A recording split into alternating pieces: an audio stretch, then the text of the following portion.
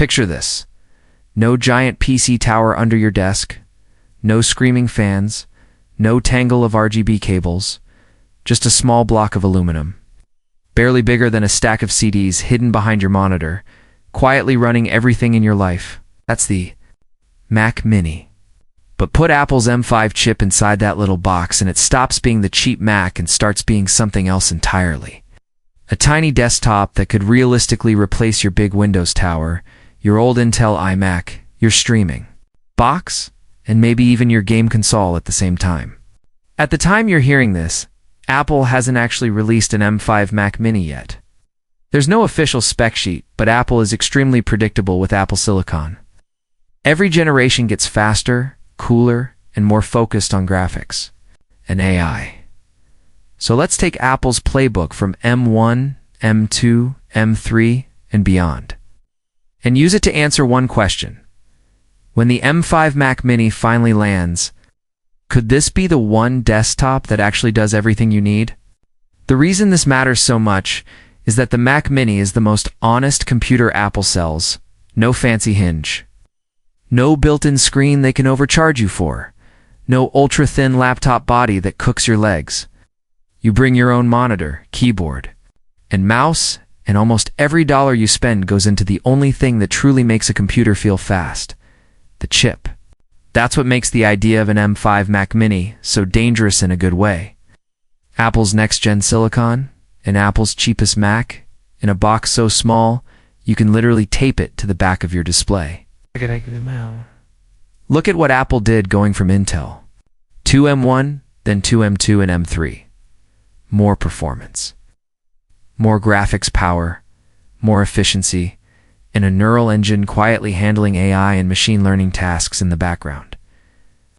So when we say M5, we're not just talking about a slightly higher benchmark score. We're talking about a chip that could give you workstation-level performance per watt in a machine the size of a sandwich, less heat, less noise, and way less electricity than the average gaming PC. Sitting on the floor next to a US power outlet that just keeps getting more expensive? If you're a creator, this is where things get interesting. Imagine cutting 4K or even 8K video on that tiny box without your fans sounding like a hairdryer. Scrubbing through timelines that made your old Intel iMac or mid-range laptop choke. Rendering motion graphics while you're still comfortably browsing, answering email, and streaming music. If you're a music producer, think about loading huge sessions with dozens of tracks and plugins. With the M5 chewing through it quietly under your monitor. If you're a photographer, imagine batch editing thousands of raw files with AI-powered adjustments happening locally, not in some rented cloud machine you pay for every month. And then there's gaming, the big question. Can this tiny Mac finally replace a gaming PC? Apple has been playing catch-up here, but integrated graphics on Apple Silicon have been getting better every generation.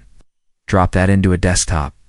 Mac Mini that doesn't have to worry about battery life, and you're suddenly in the territory where 108p and 144p, gaming for a huge chunk of titles, is absolutely realistic. And honestly, a lot of gaming in the US is already cloud-based. Xbox Cloud Gaming, GeForce Now, those don't need a monster GPU. They just need a silent, stable box that can push clean video at low latency. Always on M5 Mac Mini under your TV, a controller on the coffee table, and you've basically turned that little silver brick into your living room console. But the real superpower of an M5 Mac Mini probably won't be frames per second, it'll be AI. We're heading into a world where asking, "Can my computer run this model?" is as normal as asking, "Can my computer edit this video?" Apple already bakes a neural engine into every Apple Silicon chip, and each generation leans harder into on-device machine learning. An M5 Mac Mini could be the moment when running serious local AI stops being a nerdy side project and starts being part of normal creative work. High-res image generation, instant transcription of hour-long podcasts, smart noise reduction, object tracking, upscaling, all happening on your desk. Not in somebody else's data center, with your files staying yours, and your content not leaving your machine every time you want something smart to happen.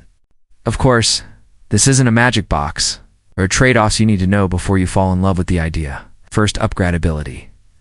Apple Silicon Macs are not Lego sets. You don't buy the base model and add RAM and storage later. However you configure that M5 Mac Mini on day one is how it's going to stay. If you're a video editor, go larger on storage than you think. If you live in Chrome with 40 tabs and 5 apps open, go larger on unified memory. Cheap today is very often expensive later. Second, ports. The Mac Mini usually does pretty well Ethernet. HDMI, USB-A, USB-C, Thunderbolt, but it's not the I/O playground of a big PC tower. The fix is simple. A good Thunderbolt dock, one small brick under your monitor. Suddenly that minimal Mac becomes the heart of a very flexible setup. Third, ecosystem. An M5 Mac Mini means you are living in Apple's world. For a lot of people in the US, that's ideal. Your iPhone, iPad, watch, AirPods, all handshaking perfectly with your desktop. For others, especially if you rely on Windows-only software or niche hardware, it could be a hard stop. So be brutally honest. Does the stuff you actually use every day run well on macOS and Apple Silicon? If the answer is yes, then the picture gets really clear. You're looking at a tiny computer with next-generation Apple Silicon. Quiet enough for a bedroom, powerful enough for real creative work, efficient enough to leave on as a server, and flexible enough to be whatever you need it to be. If you're a student in a small dorm, this makes more sense than a giant gaming tower. If you're a creator who already owns a great monitor, why pay for a built-in display you don't need? If you're a remote worker, tired of your laptop cooking itself on long Zoom calls, a cool, silent desktop suddenly sounds very attractive. If you just want a clean living room setup for Netflix, cloud gaming, and a Plex library, that tiny silver box quietly disappears into your media center. So don't think of the M5 Mac Mini as the budget Mac. Think of it as the simplest possible way to get Apple's latest chip onto your desk, no hinge. No battery, no over-designed chassis pretending bigger automatically means better. Just a powerful piece of silicon, an aluminum shell, some ports, and whatever screen, keyboard, mouse, and speakers you actually like. By the time Apple ships an M5 into that form factor, raw power probably won't be the question anymore. The real question will be, you ready to let one tiny box quietly take over all the things you're currently spreading across 3 or 4 different devices? Because once you've lived with a desktop that vanishes on your desk, but never slows down when you push it, it's very hard to go back to noisy, oversized machines. If you want more deep dives into the gear that actually changes how you work, it's not just the shiny stuff that looks good in ads. Stick around. Hit subscribe and tell me in the comments. If Apple announced an M5 Mac Mini tomorrow, what would you use it for? Your main editing rig, your coding box, or your living room brain? Think about it, because the future of desktop computing might not be bigger, louder, and flashier. It might be smaller, smarter, and sitting quietly right under your monitor. So in the end, the M5 Mac Mini isn't just about a faster chip or a new product name, it's about shrinking